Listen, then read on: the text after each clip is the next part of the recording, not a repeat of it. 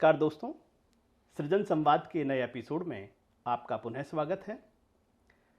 संवाद की इस श्रृंखला में आज हमारे मेहमान हैं जाने माने नवगीतकार, कथाकार, संपादक डॉक्टर योगेंद्र दत्त शर्मा जी। बातचीत के सिलसिले को आगे बढ़ाने से पहले मैं चाहूँगा कि उनका एक संक्षिप्त परिचय मैं आपके साथ साझा करूँ। दोस्तों, योगेंद्र जी के अब तक 9 नवगीत संग्रह प्रकाशित हो चुके हैं। खुशबुओं के दंश, परछाइयों के पुल, दिवस की फुनगियों पर थरथराहट, पीली धुंध, नीली बस्तियों पर, बचे रहेंगे शब्द, छुआ मैंने आग को, खोजता हूँ सदा नीरा, यह सन्नाटा बोल रहा है, भीतर का हंसा गवाह है। आपके 3 गज़ल संग्रह भी प्रकाशित हुए हैं। नकाब का मौसम, यह तेरा किरदार न था। 3 कहानी संग्रह प्रकाशित हुए हैं। विसंवाद, पर्दा बेपर्दा और चोट। आपने 3 उपन्यास भी लिखे हैं। कालिंदी से हरनंदी तक, पर्दों के आर पार, फासले के हमसफ़र। बाल साहित्य में भी आपकी कई पुस्तकें प्रकाशित हुई हैं और एक दोहा संग्रह भी आपका प्रकाशित हुआ है, नीलकंठ बोला नहीं।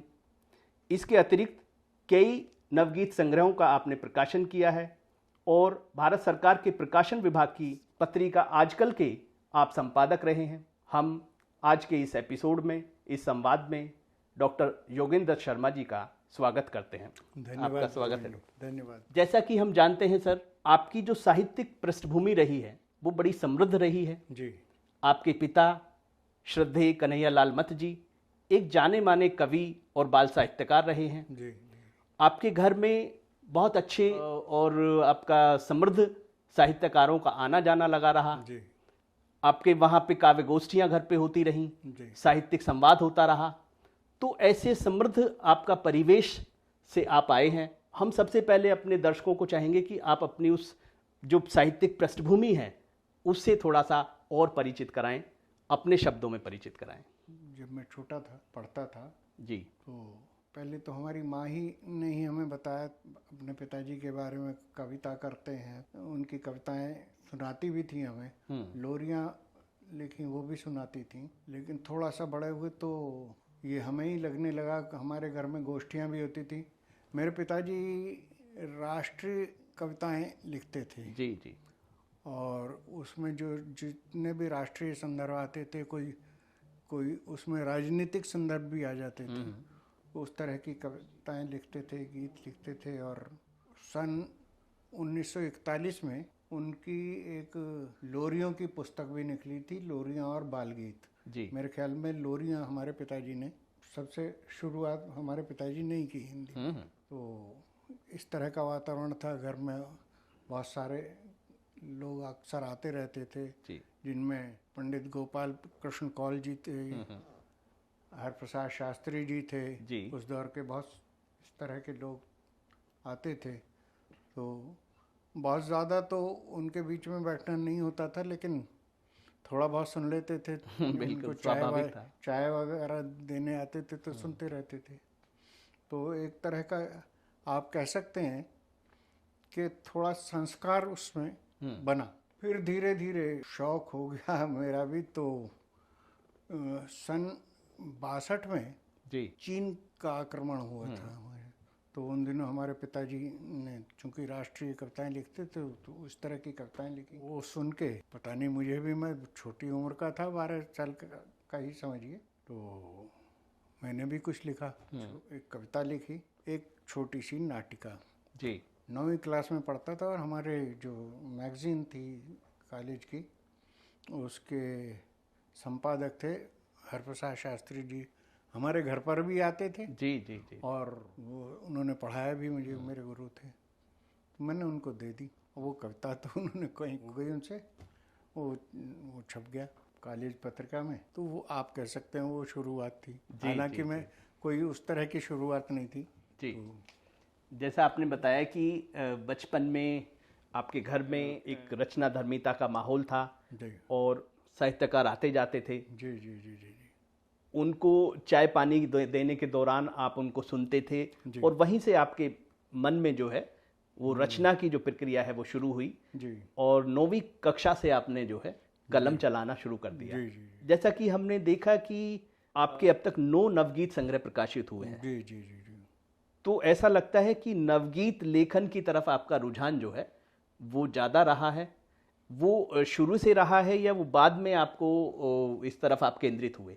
जी जी जी। दरअसल मेरे पिताजी लेखक बनाना चाहते थे जी और उन्होंने एस्ट्रोनॉमी, गणित, ज्योतिष में बहुत काम किया था और मुझे उसी दिशा में आगे बढ़ाना चाहते थे। जी। मैं मैथमेटिक्स से एमएससी कर रहा था। उन्होंने एक स्पेशल पेपर दिलाया, लेकिन वो कमाल ये हुआ कि मुझे कविता का शौक तब लगा, वो जो 12 साल की उम्र में था। जी जी। वो तो ऐसी कुछ खेल कह दें, लेकिन कविता का शौक तब से लगना शुरू हुआ और उस चक्कर में मेरी एमएससी खराब हो गई। हमारे पिताजी बड़े निराश हुए। मेरे पिताजी नहीं चाहते थे कि मैं जी जी। कविता लिखूं, लेकिन हुआ जब। ये भी बड़ी दिलचस्प बात है कि आपके पिताजी एक उच्च कोटि के कवि थे, लेकिन वो ये नहीं चाहते थे कि आप भी उनके पदचिन्हों पर चलें और आप भी कविता से जुड़ें और कविता सृजन के क्षेत्र में आगे बढ़ें। जी जी जी। तो ये बड़ी दिलचस्प सी हाँ, बात है। हालांकि वो ये चाहते थे कि आप एक लेखक जो है वो बने, जी जी जी है जी ना? जी जी जी हालांकि आपने जो है बाद में कथा साहित्य में भी अपना एक योगदान दिया है। आपने कहानियाँ भी लिखी हैं, आपने उपन्यास भी लिखे हैं। जी। तो ये नहीं कहा जा सकता कि आपने अपने पिता की जो चाहत थी वो उसकी उपेक्षा की हो, लेकिन अपने मन से आपने कविताओं का सृजन भी किया। हाँ हाँ बिल्कुल ये हुआ। और मैं यही बता रहा था कि जब कविता लिखने का शौक हुआ, उन्हीं दिनों अचानक नए लोग हमारे घर आने लगे। कथाकार सेरा यात्री जी थे, जी जी जी कवि थे, गीतकार प्रेम शर्मा जी थे, कुलदीप तलवार जी थे। जी जी। पहले इन लोगों का आना हुआ, फिर चूंकि मैं लिखने लगा, गोष्ठियों में जाने लगा, तो मेरे यहाँ आने लगे। इसी बीच में कुंवर जी से भी संपर्क हुआ जी। और कुंवर जी से एक आध मुलाकात तो थी, लेकिन शायद पहचाने नहीं। मेरा गीत कादम्बरी में छपा था, तो उनका पत्र आया था। अच्छा। हाँ, मैं ये बताना भूल गया। मेरे पिताजी ने कहा भाई एक छत के नीचे 2 लेखक नहीं रह सकते, अच्छा अच्छा। तो अपना पता बदलो। हाँ। तो मेरे भाई साहब रहते थे मॉडल टाउन में, मैंने उनका पता दे दिया। Okay okay. खैर, मैं कुंवर जी से भी मुलाकात हुई, बहुत अच्छे कविताएं वगैरह गीत लिखने ही लगा था मैं। लेकिन फिर धीरे धीरे देवेंद्र शर्मा, इंद्र जी से मेरी मुलाकात। जी जी आप नवगीत के बारे में पूछ रहे हैं ना? जी जी जी जी। तो अब वो उनके लेखन ने आकर्षित किया। इधर हमारे साथियों में डॉक्टर धनंजय सिंह मिले, डॉक्टर श्याम निर्मम जी ब्रजेश भट्ट जी। एक हमारा जो है दायरा बढ़ता चला गया। जी जी। तो इनमें से कुछ लोग अपना पारंपरिक गीत लिखते थे, लेकिन इंद्र जी ने मुझे बड़ा प्रभावित किया जी। और मैं धीरे धीरे उस तरफ चलता चला गया है। ये नवगीत की मेरी और नवगीत की समझ को विकसित करने में जी इंद्र जी का बड़ा योगदान रहा। योगेंद्र सर, गीत एक बहुत ही पुरानी एक जो है साहित्यिक विधा रही है, जी और नवगीत उसके बाद में आपका जो है आया है और विकसित हुआ है। जी तो ये गीत और नवगीत का जो क्राफ्ट है, जी जो शिल्प है, उसमें मुख्य रूप से क्या विभेद है, ये हम आपके माध्यम से अपने दर्शकों को बताना चाहेंगे। देखिए, आजकल भी इस विषय पर अक्सर चर्चा चलती रहती है। लोगों में बड़ा भ्रम है इन दोनों चीज़ों को लेकर। जी। कुछ लोग गीत को ही नवगीत कह देते हैं, और लेकिन स्थिति ये है, गीत इतने भाव विगलित कर देने वाले और कुछ अतिशय भावुकता उसमें होती थी जी। और या कुछ बड़बोलापन भी आता था। तो उसके समानांतर यहाँ पे नई कविता के रूप में एक छंदहीन कविता विकसित हुई जी, जिन्होंने गीत को किनारे करना शुरू किया। उसकी उपेक्षा गीत की होने लगी और गीत में अपनी कमियां ये थीं। जी जी जी। तो जो गीत के प्रति बहुत सजग और सचेत थे और गीत के प्रति गंभीर थे, सामने एक बड़ी समस्या थी कैसे सुलझा जाए।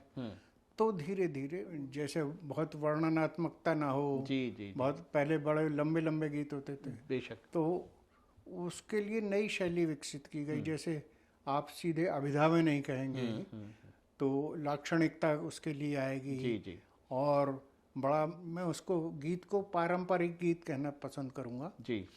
तो वो पारंपरिक गीत में ये बहुत सारी कमियां आती गई जो उसके केंद्र से स्थगित विचलित करती चली गई। जी जी जी।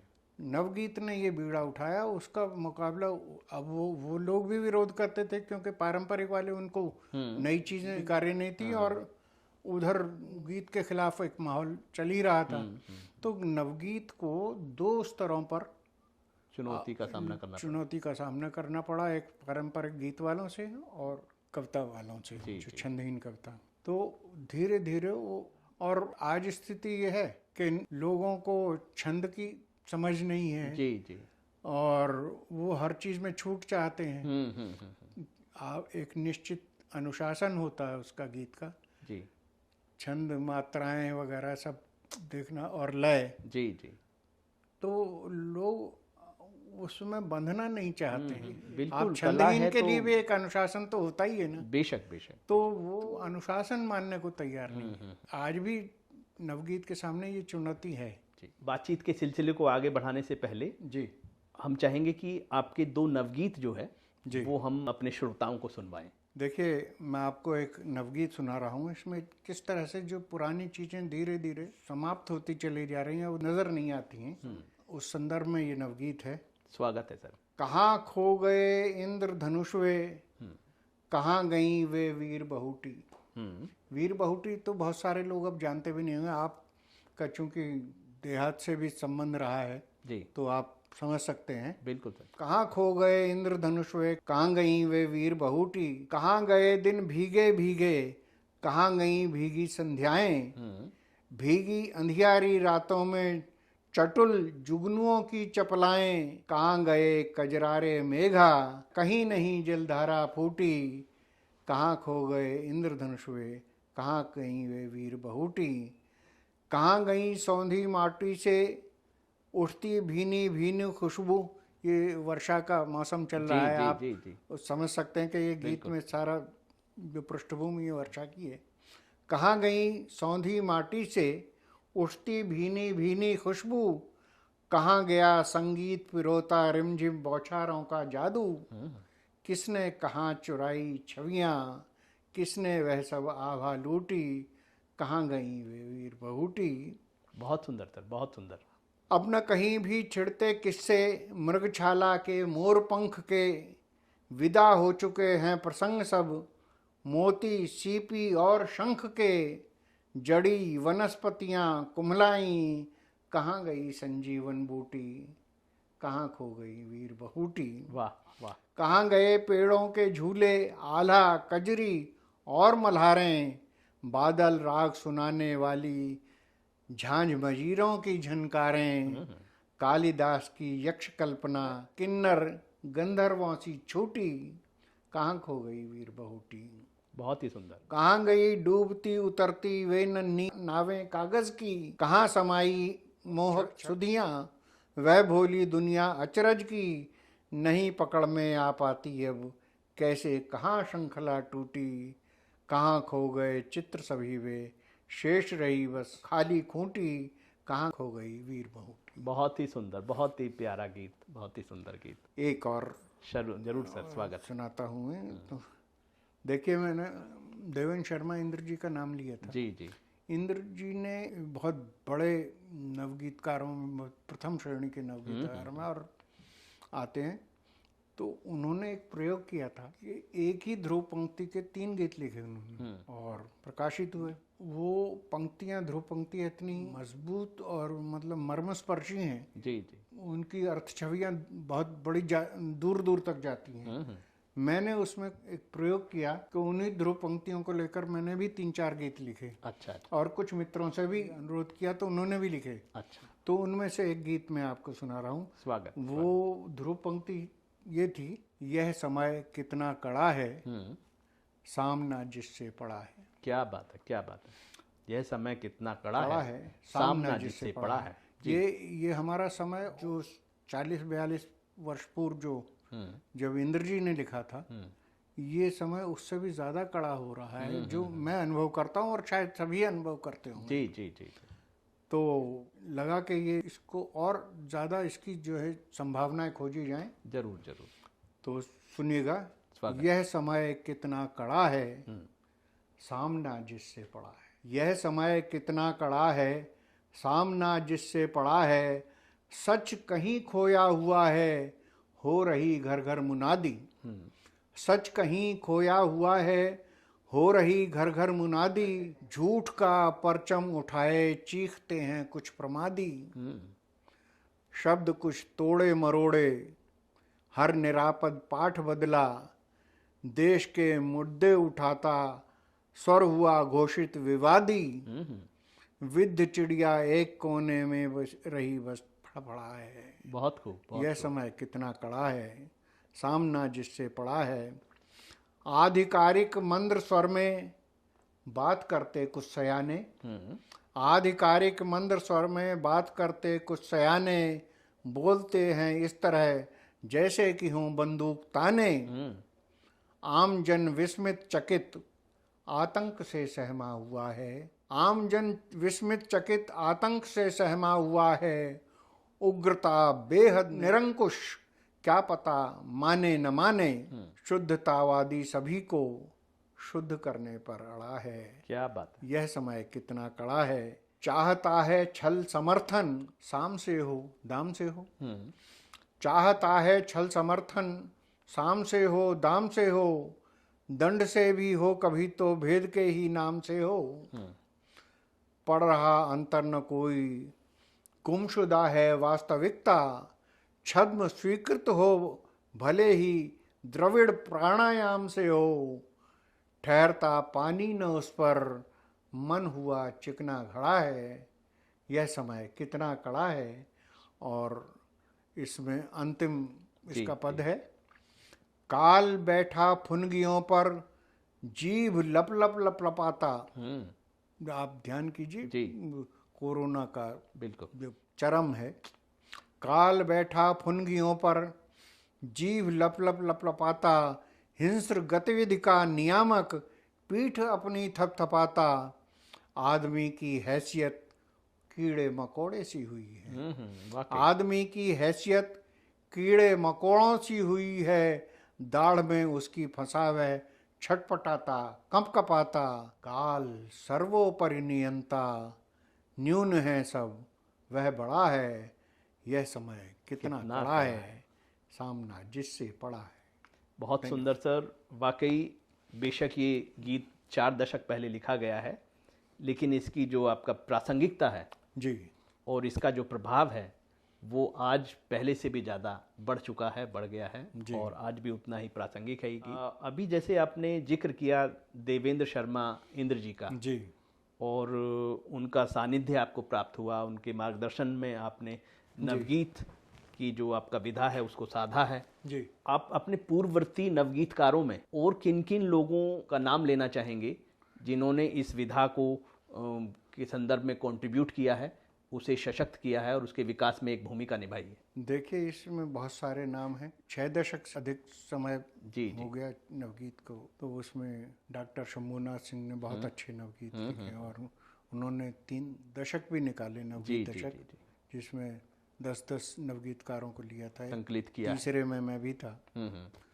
तो डॉक्टर शंभूनाथ सिंह हैं, देवेंद्र शर्मा इंद्र जी हैं, एक ठाकुर प्रसाद सिंह थे जिनका एक जो वंशी और मादल बड़ा प्रसिद्ध हुआ। जी जी। एक उमाकांत मालवीय हैं, उमाकांत इलाहाबाद से। जी। और उनका था एक सुबह रक्त पलाश की। एक ओम प्रभाकर हुआ करते थे, अब नहीं है। माहेश्वर तिवारी जी आज भी हैं, मुरादाबाद से। हाँ। एक और उमाशंकर तिवारी होते थे, वो नहीं रहे अब। एक श्री कृष्ण तिवारी थे, बहुत सारे लोग थे। एक राम सेंगर हैं, अभी भी हैं। जी जी। विनोद निगम जी थे, अभी कुछ दिन पहले, कुछ महीने पहले वो चले गए। इस नवगीत की इस यात्रा को आगे बढ़ाने में आपके समकालीन जो नवगीतकार रहे हैं जी, उनमें किन लोगों को आप याद करना चाहेंगे इस वक्त? देखिए, मैं पहले तो एक नाम लेना उसमें भूल गया हूँ, पंडित वीरेंद्र मिश्र का। जी जी। बड़ी पीढ़ी के थे वो, बहुत ठीक ठीक। वरिष्ठतम पीढ़ी में। वीरेंद्र मिश्र जी वाकई जी सीनियर थे। और बाल स्वरूप राही भी थे। आज के जो हमारे साथी थे, डॉक्टर धनंजय सिंह हैं जी, राजेंद्र गौतम है, उन्होंने नवगीत पर वैसे भी बहुत काम किया है, जी, डॉक्टर जी। राजेंद्र गौतम। और एक आनंद शर्मा होते थे, एक सुभाष वशिष्ठ है, इस समय जो है जगदीश पंकज जी हैं, जगदीश पंकज जी हैं, और संजय शुक्ल हैं, और इन दिनों एक जय चक्रवर्ती हैं, जी जी जी, बड़े अच्छे गीत लिखते हैं। एक यश मालवी हैं, उमाकांत जी के सुपुत्र, बेटे, बहुत समर्थ नवगीतकार हैं। बहुत सारे लोग हैं और बहुत काम कर रहे हैं। हमने एक दाहिया जी हैं हमारे, राम किशोर दाहिया, बड़ा काम कर रहे हैं नवगीत पर। हम सर विधा को थोड़ा सा बदलते हुए जी आपकी कथा लेखन की तरफ आना चाहते हैं। जी जैसा कि हम जानते हैं आपके 3 कहानी संग्रह प्रकाशित हुए हैं, जी जी जी 20 संवाद उनमें से एक है। कहानियाँ आपने लिखी हैं और इन दिनों आपका आप कहानी लिख रहे हैं, नहीं लिख रहे हैं, जी उपन्यास आपने लिखे हैं, जी तो ये जो आपका गद्य लेखन रहा है जी। इसके बारे में भी थोड़ा सा हमें, हमारे दर्शकों को बताइए। देखिए, गद्य लेखन मेरा थोड़ा अपेक्षाकृत कम रहा। जी जी, मैं प्रथमतः और अंततः अपने गीतकार को हैं, नवगीतकार। कवि ही मानता हूँ। जी, तो जी। उसमें गज़लें भी हैं, गज़लें भी लिखता हूँ, आपने लिखी हैं। नवगीत भी हैं, यस, और यस, यस। दोहे भी हैं, जैसे कि आप। तो उसमें तो काफ़ी काम करता रहा, और मैंने खंड काव्य भी लिखा है और एक काव्य नाटक भी लिखा है। जी तो जी, लेकिन गद्य में मैं बहुत ज़्यादा लिख नहीं पाया। मैं बहुत टिक कर बैठ सकने की स्थिति में नहीं रहा हूँ कभी। ठीक। और कोई कहानियों का मुझे शौक़ हुआ तो कहानी लिख भी, लेकिन मैं जो जिस तरह की पारंपरिक घरेलू किस्म की कहानियाँ मैं नहीं लिख पाता हूँ। तो एक तो वो है, और कुछ मेरी सीमाएँ भी हैं, जाहिर है। तो कहानियाँ मैंने लिखी तो, लेकिन बहुत कम लिखी। मेरी एक कहानी को बल्कि प्रेमचंद जन्म शताब्दी पर साप्ताहिक हिंदुस्तान ने एक प्रतियोगिता आयोजित की थी, उसमें दूसरा स्थान पुरस्कार प्राप्त हुआ था। हाँ, और पुरस्कार की बात चली है सर, जैसा आपने बताया कि गज़लें भी आपने कही हैं और आपके गज़ल संग्रह भी प्रकाशित हुए हैं, और आपके एक गज़ल संग्रह पे आपको आर्य स्मृति सम्मान से भी नवाजा गया। जी जी जी जी। तो कुछ उस गज़ल संग्रह के बारे में बताइए, और हम चाहेंगे कि आप अपनी ये गज़ल भी हमारे दर्शकों के साथ साझा करें। अच्छा जी। गज़ल संग्रह, गज़ल में लिखता रहा, और काफ़ी गज़लें फिर सारिका में आती थी। शुरू में जब शुरुआत की, दुष्यंत कुमार की गज़लों के साथ साथ औरों की भी गज़लें दी। उस दौर में मेरी गज़लें आईं, पर मैंने उस तरफ, उसके प्रकाशन की तरफ बहुत ज़्यादा अधिक ध्यान नहीं दिया। एक हमारे मित्र हैं ज्ञान प्रकाश विवेक जी, गज़लकार, जी जी, तो एक बार उनको वैसे दिखाई, तो अपने ले गए। फिर बाद में पांडु में दरअसल उसको फोटो कॉपी करके वैसे ही दे दी थी। मैंने देखना है यार कैसे। तो उन्होंने कहा, यार तुम्हारी तो गज़लों में खूबी ये है कि वो गीत की तरह से हैं, इनमें एक एकान्विति है। जी जी जी जी जी। मैं कहा, यार ये एकान्विति क्या होती है? ये तुम मेरा मतलब मेरी आलोचना कर रहे हो या मेरी प्रशंसा कर रहे हो? बोले गज़ल के जो शेर होते हैं वो अपने अर्थों में इंडिपेंडेंट अलग होते अलग हैं। दुनिया होती है। जी जी। तो अलग अलग इंडिपेंडेंट होते हुए भी उनमें एक सूत्रता थी। हाँ हाँ हाँ। तो ये है जी। कुछ गज़लों में ऐसा उन्होंने अनुभव किया। फिर धीरे धीरे अचानक ये आर्य स्मृति वाला का वो आया। तो हमारे मित्र हैं यहीं, आप भी परिचित होंगे, विपिन जैन। जी जी, मैं जानता हूँ। वो बोले, यार दो। मैंने कहा, मैं इंटरेस्टेड नहीं था उनको प्रतियोगिता में भाग लेना, मेरी अच्छा नहीं लग रहा था। जी जी। उन्होंने ज़्यादा दबाव डाला, तो मैंने उनको वही फ़ोटो कॉपी करके और जानबूझ के एक ऐसा पुराना सा फोटो दिया। वो खुद ही दे आए वहाँ। और वो बताते हैं बिल्कुल अंतिम ही दिन दे के आए, और अंतिम दिन के अंतिम, शायद उसकी प्रविष्टि भी अंतिम ही है। अरे वाह वाह, ऐसे पर हो गया, वो अंतिम प्रविष्टि ही चयनित हुई। जैसे बात हो रही है कि आपने नवगीत लिखे और गज़लें भी कहीं। जी। तो यहाँ एक बहुत दिलचस्प सवाल मेरे मन में आया है। नवगीत कहते वक्त आपने जो हिंदी भाषा की शुद्धता है जी उसका पूरा ख्याल रखा है, जी और गज़लें कहते वक्त जो है उर्दू के शब्दों की भी आपने जो है प्रयोग जी किया है, उर्दू जी फारसी के शब्दों का भी। जी जी। तो इस भाषा के इस प्रयोग को आपने किस तरह से साधा? देखिए, गज़लों का एक अपना डिक्शन होता है, और शेर में कहीं ख़ास किस्म की लय जी बहुत जी मायने जी रखती है। जी जी अब उसमें उस तरह के उर्दू वगैरह के शब्द आ जाते हैं तो आ जाते हैं। आ मैं जाते हैं, वो स्वाभाविक और लगते हैं। बल्कि मेरी बहुत सी गज़लों में शुद्ध हिंदी भी चली है, तो हमारे इंद्र जी भी गज़लें लिखते थे। जी वो जी कहने, यार ये तुम अजीब कमाल करते हो। हालांकि मुझे लगता है वो सहमत नहीं थे मेरी उससे, कहते थे वो। इंद्र जी की गज़लों में तो आपका उर्दू फारसी के शब्द हाँ हाँ, उसमें आते बहुतायत हैं। में आते हैं। मैं उतना उसका पक्षधर नहीं जी हूँ। गज़ल में मेरा और भी कहना है कि जैसे वहाँ बहुत से हमारे इंद्र जी भी बोल देते थे कि भाई जोए के नीचे स्वाद नहीं आना चाहिए। मैं इस चीज़ों को नहीं मानता हूँ। जी जी जी हम अंततः हिंदी के हिंदी रचनाकार के ही रचनाकार हैं, और हम वहीं पे ही जो भी स्वीकृति मिलनी है नहीं मिलनी है वो वहीं मिलनी है।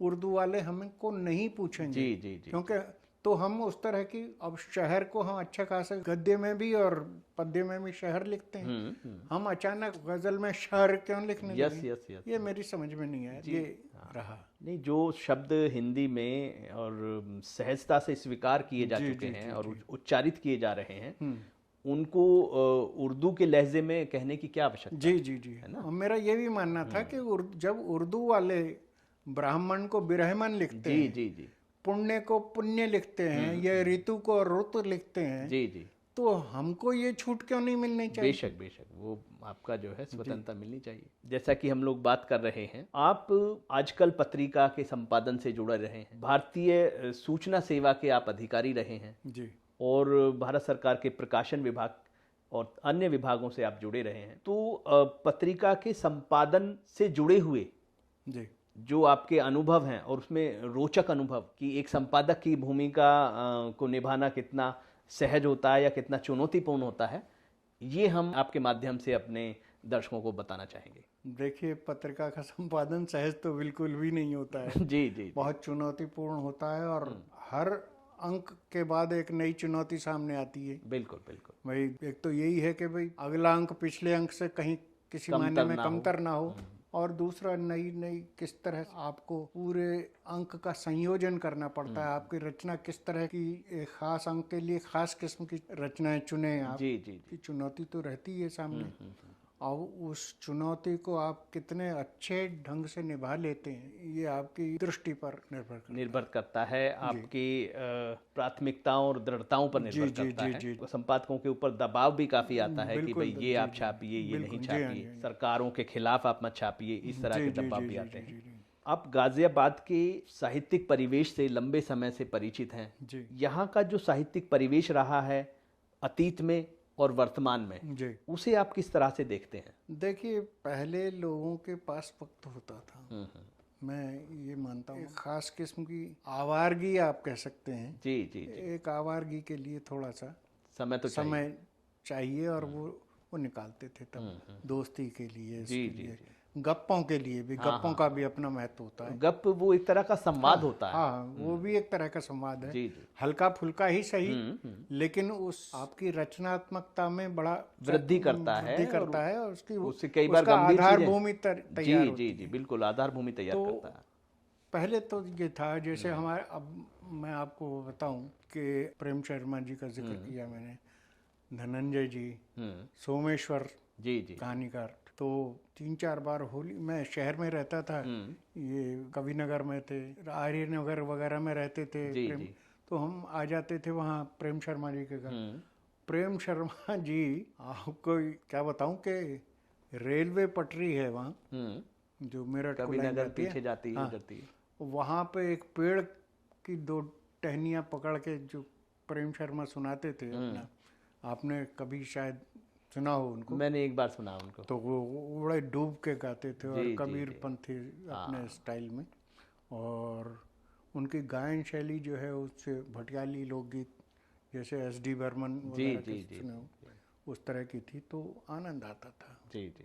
वो माहौल भी देखा है। कभी कभी किसी पुलिया पे बैठे हुए मिल गए, जी जी। तो वो एक तरह की आप इसको आवारगी भी कह सकते हैं, आप इसको सांस्कृतिक परिदृश्य भी कह सकते हैं। बिल्कुल अब बिल्कुल। वो जो है वो स्थिति वो वैसी उस तरह की आवारगी कम हो रही है या सिकुड़ रही है, और उस तरह का खुला संवाद जो है हाँ वो नहीं हो रहा। उसकी संभावनाएं नहीं हाँ, दिखाई दे रही। इतना जरूर महसूस कर रहा हूँ कि जिस तरह से टेक्नोलॉजी बढ़ रही है, तो ये भी एक तरह का हमारा जो है संवाद वगैरह एक उत्सविता में प्रत्यक्ष रूप में टेक्नोलॉजी के माध्यम से, और सोशल एक मीडिया के ग्लैमर में माध्यम से बदलते चले जा रहे जी हैं। जी जी बिल्कुल। बदलाव तो सर स्वाभाविक है समय के साथ। 30 अगस्त को आपका जन्मदिन आ रहा है जी। तो हम सृजन संवाद के पूरी टीम की तरफ से आपको जन्मदिन की बहुत बहुत शुभकामनाएं प्रेषित करना चाहेंगे। धन्यवाद।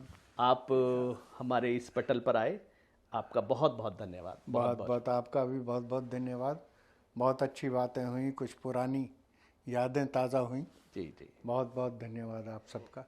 नमस्कार। अगले एपिसोड में हम लोग फिर मिलेंगे।